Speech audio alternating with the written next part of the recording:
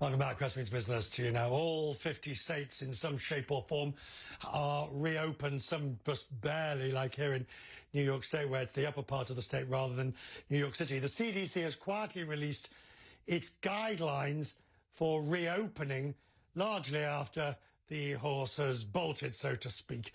The guidelines provide detailed guidance for reopening for schools, mass transit, and non-essential businesses. It also outlines phased approach for reducing social distancing. The former U.S. Commerce Secretary and former Chief Executive of Kellogg is Carlos Gutierrez. He's now chair of the Albright Stonebridge Group. He's with me now. Good to see you, Mr. Secretary. Nice to see you. The reopening is well and truly underway. There's been an uptick in some areas, but arguably they were going up anyway. Are you satisfied with the way the reopening is going? Well, the timing of the stimulus and the PPP has been, there's a bit of a mismatch. Businesses are reopening little by little. This is what the reopening looks like. It's very gradual, will be very incremental. But we don't know if consumers are ready for the reopening. So businesses can reopen. You can have a restaurant reopen, but will consumers go? And that's the problem we're seeing. And the way the PPP is structured, businesses have to spend that payroll money in the second quarter. The assumption was that it was a bridge, and at the other side of the bridge, we'd have the economy coming back. That's not going to happen. So the concern is whether consumers are ready to go out and spend some money, and it doesn't appear to be that way. So, and then, of course, the PPP money has been spent.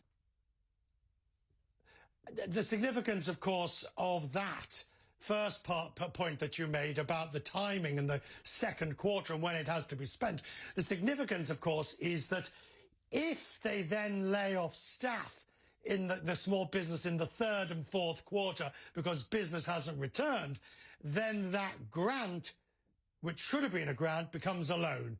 In other words, the small business ends up in debt.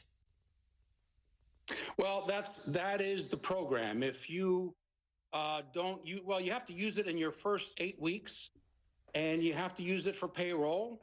And if you don't use it for your complete payroll, then you have an 18-month debt at a 1% interest rate. And that's part of the complexity of this program is, as you say, you can take the money in 8 weeks, but in the third quarter or fourth quarter have layoffs. So it has become very complex. Businesses are asking for it to be extended precisely because they've opened their business, but they don't have consumers. So it was a bit too early, and it's a problem. Let's turn to China. The way the president has been speaking about China over the last few days, including today, it suggests that China is going to be not just a previous trade weapon, but also is going to continue to ratchet it up with the election. China, coronavirus, and trade are all going to be conflated in this election.